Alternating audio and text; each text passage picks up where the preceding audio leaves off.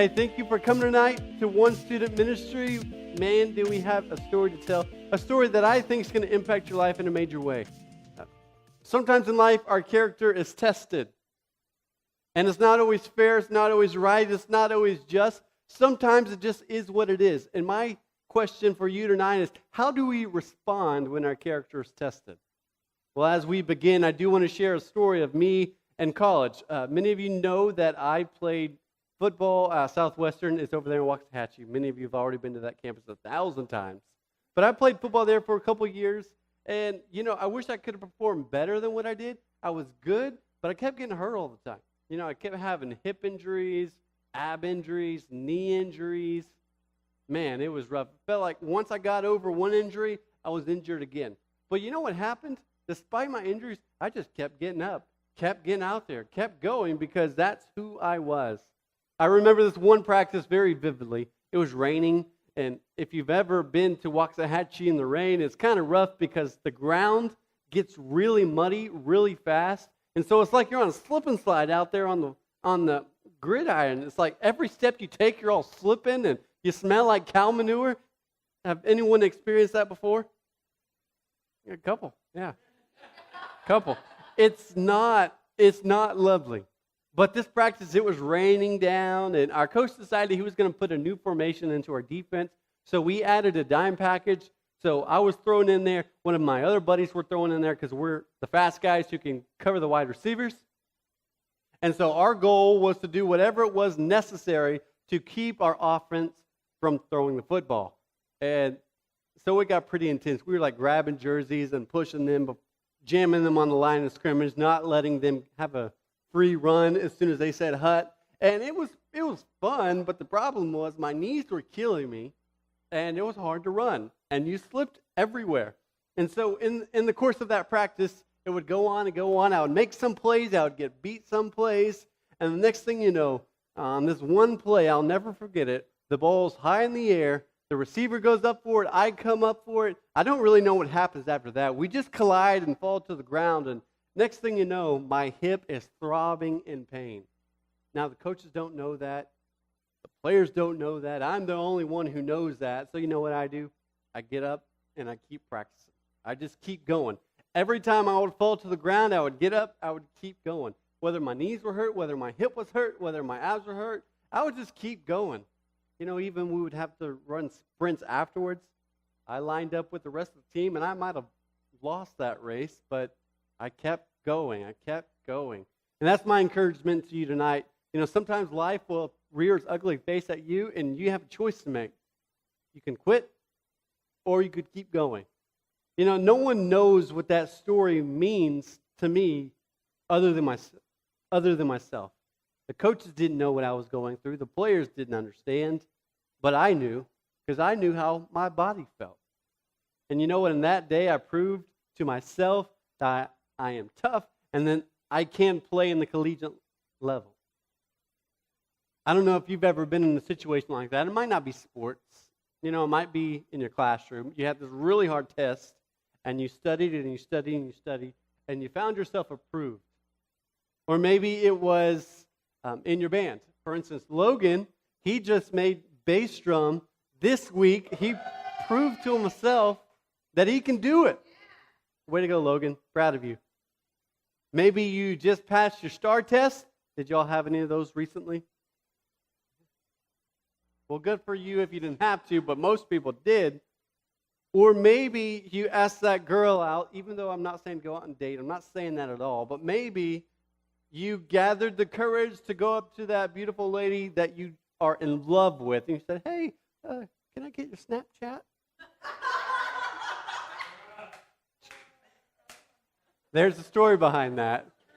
The other day, my wife and I, we were walking to the park to let Eleanor swing, and this boy yells at the top of his lungs, I got her Snap!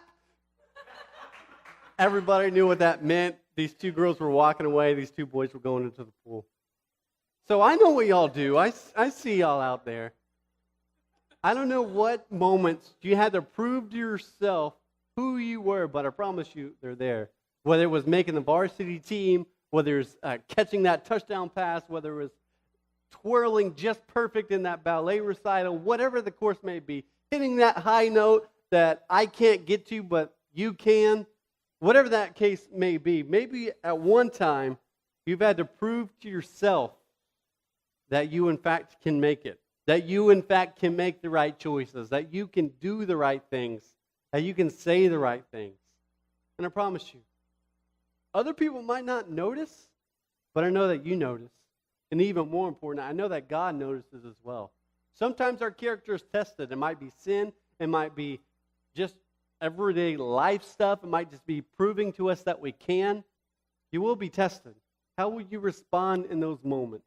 Tonight we are going to be talking about Joseph. And as you saw, Joseph was tested. Would y'all like me to explain what happened? For all the youngsters that are unclear? You get it? Cool. You're probably right. You're probably right. So tonight, Joseph, as we learned last week, he was sold into slavery, right? Right? Yes. Yes, he was in slavery, and Potiphar buys him from the person that bought him. And so now Potiphar has Joseph at his disposal. And you know what he notices about Joseph? Joseph is a cool dude. Joseph, whatever he touches, he succeeds at. He noticed that the Lord was with Joseph, and whatever Joseph would do, magic would happen. He was the guy who could walk into the room and everybody would notice. He was the guy who was smart enough to lead people, and people would follow. So everything he touched turned to gold. And man, that's a nice quality to have. Does anyone have that quality in here tonight? Or you exceed in everything that you do? Anybody? Yeah, there's a couple of us. There's a couple. You know, for Joseph, this turned out to be a blessing. I know that slavery is awful, it's evil, it should never exist. But for Joseph in this moment, guess what? It gave him a place where he could move forward. It gave him a place where he could climb a ladder to the place God would have him to go. And so Potiphar saw that Joseph was so good that he made him leader over his household. So Joseph had a responsibility. He was to make sure everything was in order, and everybody noticed, including Potiphar's wife. Yikes. Now Potiphar looked at Joseph and saw that he was nice and tall and handsome and lovely. So she wanted him in a not wholesome manner. And that's where we find ourselves tonight in Genesis chapter 39. I'm going to be reading 6b through 10. You're going to see 7 through 10 on the screens. So let's look at that verse together. Now Joseph was well built and handsome. He looked like a football player with strong muscles and big biceps. And after a while, his master's wife took notice of Joseph and said, "Come to bed with me." I'm going to leave that where that is. But he refused. "With me in charge," he told her, "my master does not concern himself with anything in the house. Everything he owns he is entrusted to my care. No one is greater in this house than I am. My master has withheld nothing from me except for you, for obvious reasons, because you are his wife. How then could I do such a wicked thing and sin against God?" And though she spoke to Joseph day after day, he refused to go to bed with her or even be with her. So Joseph is a man's man, a noble man, an honorable man, a man that you could respect, a man that you could honor. Most men in America today, if that happens, well, you know what happens. I mean, you see it on court TV all the time. Adultery happens. And Joseph could have been caught up in an adultery scandal that would have rocked the nation. But you know what he did? He said no over and over and over again. His character was tested. Even more, his relationship with God was most important in his life. That was tested also. If you're a man in that moment, how do you respond? What choice do you make? Here you are. leader of the entire household. The head leader, Potiphar, has entrusted all of his house to you, and you're to serve him and to honor him in all that you do. But now his wife is coming on to you because his wife thinks you're cute. His wife thinks you're pretty. Amen. It could be so easy in that moment to slip up, to fall short, to do the wrong thing. But not with this guy. This guy was set apart. This guy was different. This guy was special. This guy knew what was right. And no matter the consequences, he would do what was right. Man, if we had an American culture who would always do the right thing in today's world, we'd be looking at a much different country. If we had a school system in your high school, in your junior high, full of teenagers who would do the right thing, guarantee you we're not seeing teenage pregnancies.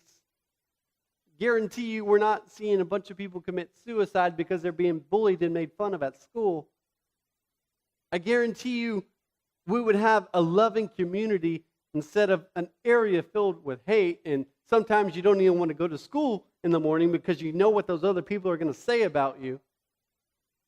What if teenagers did the right thing because it was the right thing to do for one, but also it honored God?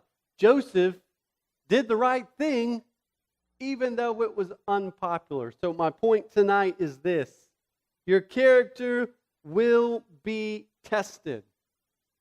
Let me say that again. Your character will be tested. Now, I wish that wasn't the case. I wish we could just sail through this life and good things happen and we're never around evil. But in reality, that's not going to happen. You could be walking down the street one day and suddenly you're tempted. You walk by Victoria's Secret and, well, y'all know what Victoria's Secret's like. Or for you girls, y'all might be walking down Grapevine Mills and you see that lovely pair of shoes that your parents told you not to buy, but you go in and buy it anyways. Now, I don't know where you fall. I don't know what tempts you, but you will be tested. My question is, what causes that temptation? Is it yourself? Or does it just happen upon you by chance? Joseph just happened to him by chance. This wasn't his fault. You know, he wasn't seeking out temptation in this moment. He was doing his job. He was just doing what God called him to do. He was just doing what his boss told him to do. And suddenly he finds himself in a tempting situation where he makes the right choice. He was going to be tempted. He wasn't seeking out that temptation. It just came to him. Sometimes in life, temptation will come to you. And sometimes in life, if we're not careful, we will go to temptation. There's a better way how to handle those situations. I want to share with you a story. Time I graduated. Do we have any graduates in the house tonight? Got a couple leaders. They graduated high school and college. But I just got out of high school, and when you get out of high school, guess what? You enter into the real world, and you got to start working. Now, maybe some of you have jobs already, and you're already experiencing that life.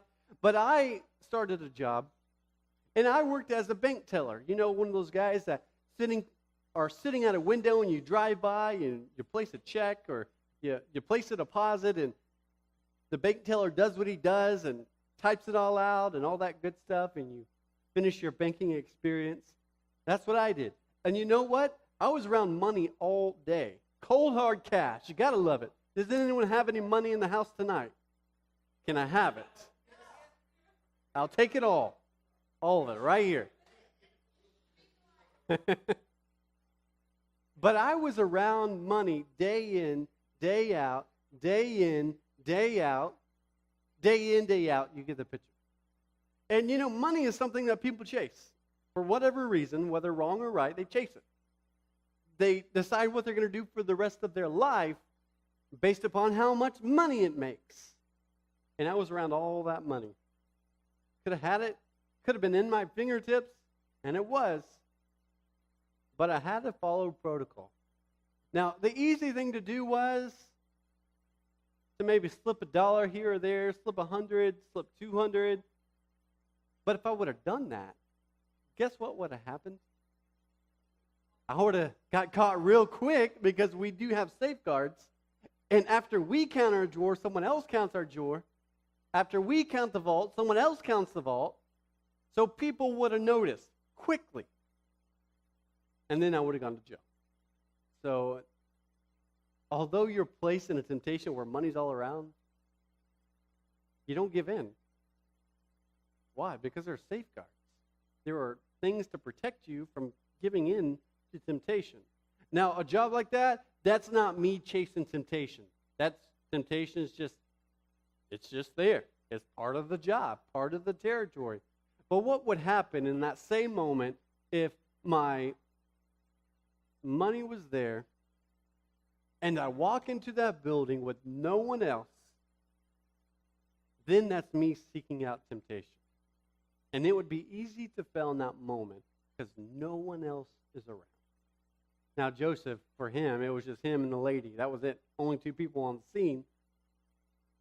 He didn't seek that out. She seeked him out. But it's easy to fall when you're the only person involved. So my encouragement to you is watch how you enter the temptation zone. Don't go seek it out. Don't say, all right, Netflix is over here. There's nudity, there's cussing, there's death, there's sin after sin after sin. Or there's also Mickey Mouse and Bolt and the Avengers and Thor. What should you be watching? I think we know what we should be watching. You know what would be better for us instead of just sitting at Netflix in a room all by yourself? Yeah, being in the main room where your family's there. It's just smart. It's just common sense. In that way, you're not seeking out temptation. You're avoiding it as much as possible. Does that make sense?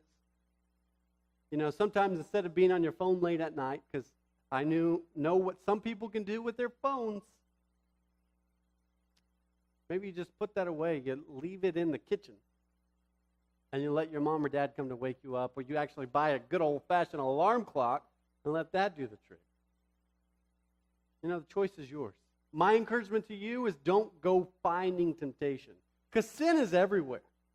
You know, the sexual lust, the anger, the frustration, coveting what your neighbor has, being envious, worshiping a sport rather than God himself.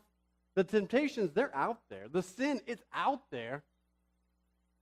But you have a choice how you respond to that sin. You can run to it, or you can stay as far as you can away from it. Choose to do the right thing. Choose to do the right thing over and over and over. And then that way, when you're just living life and some temptation pops up its head and you weren't ready for it, but it's there, you know who you are. Because you've already put in the safeguards that you need in your life to push that away. You will be tempted. You will be. But how will you respond to those temptations? I challenge you tonight, like Joseph, choose to make the right choice. And that brings me to my second point. It'll be on the screen. Despite what others think, stay true to yourself. Despite what others think, stay true to yourself. Joseph knew what he chose. Unfortunately, the result just wasn't fair. Joseph chose not to do anything with the wife of his master. He stayed away. He ran away. He avoided her. He did everything in his ability to keep her at a distance. But yet he still gets in trouble for that. Genesis chapter 39, verses 17 through 20. Then she told him this story. That Hebrew slave you brought us came to me to make sport of me. But as soon as I screamed for help, he left his cloak beside me and ran out of the house. When his master heard the story, his wife told him, saying, "This is how your slave treated me?" He burned with anger. Joseph's master took him and put him in prison, the place where the king's prisoners were confined. So let me get this straight. Joseph made the right choice, the honorable choice, the choice that honors God. And he gets in trouble for it. That's not fair. That's not right. That doesn't make any sense. But yet it happens. Sometimes in life, you're going to make choices that are the right choices to make, and it's going to upset people. It's going to make people mad. But it doesn't mean that it wasn't right, nonetheless. For Joseph, he did the right choice over and over and over again. He was just doing his job, doing what he was told to do, doing what he was asked to do, and God was blessing him. But then this moment arises, and because this lady told a story, a lie about him, and had a slight piece of evidence that destroyed his life in this moment. Now, it wouldn't control his future because God still had big things in store for him in the future, but right now it made life difficult, and he finds himself in prison. You know, some people will lie about you.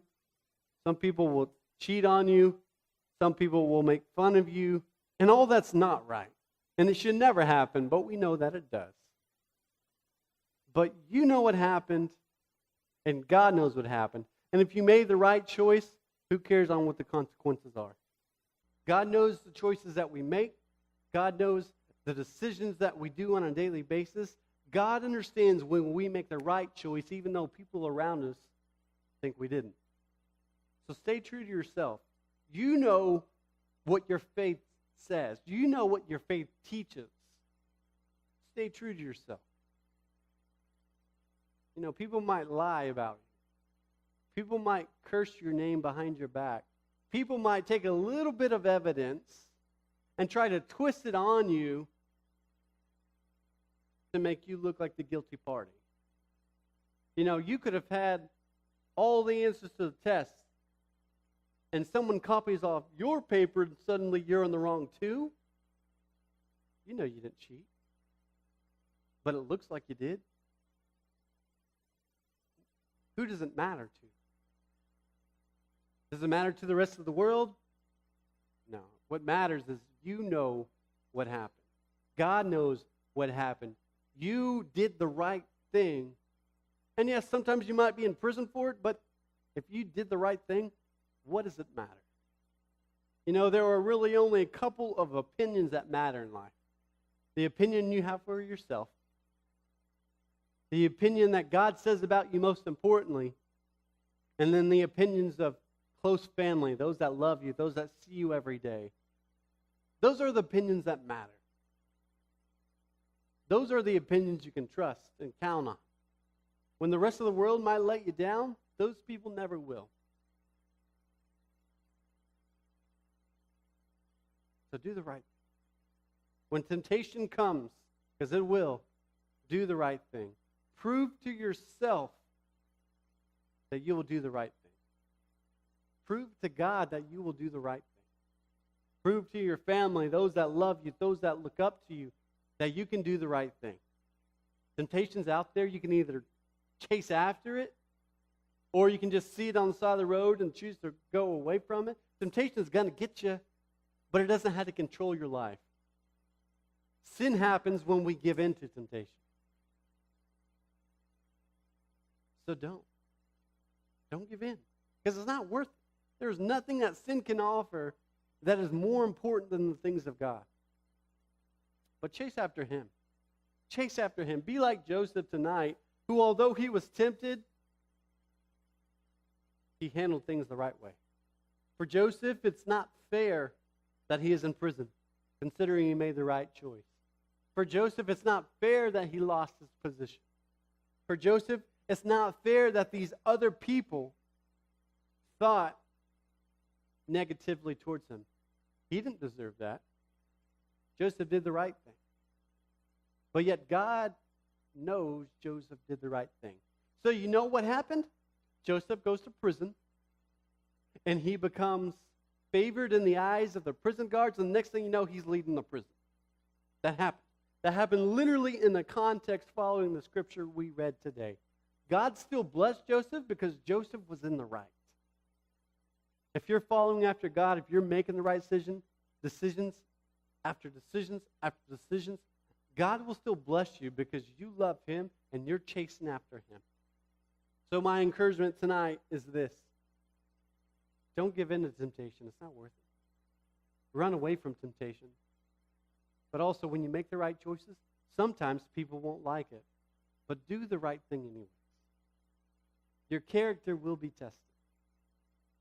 It's going to happen. But when it does, handle things the right way. Let me pray over you tonight. God, we love you so much, and we're thankful for our students in here tonight as they heard this message. God, I pray that you charge them to move forward. Help us to always make the right decision. We know that we're going to face temptation. We know that it's going to happen. But help us to choose right anyways. God, the rest of this world might be saying things about us that this happened this way, or that happened that way, or that happened that way. You know the truth, and we know the truth. And our family knows the truth.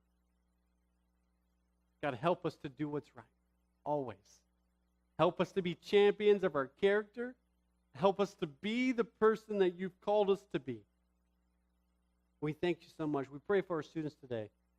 God, we know that they're going to be tempted in this future. As they walk into summer, God, we know what it's going to be like. But help us to choose right. God, when the rest of the world might seem like they're against us, God, help us to choose right. God, help us to honor you in all that we do. Because your opinion of us is what matters most. Our opinion of ourselves, man, we know the truth. Help us to believe in ourselves. God, be with us. Like Joseph, help us to be like him. We love you, and we thank you. In Jesus' name.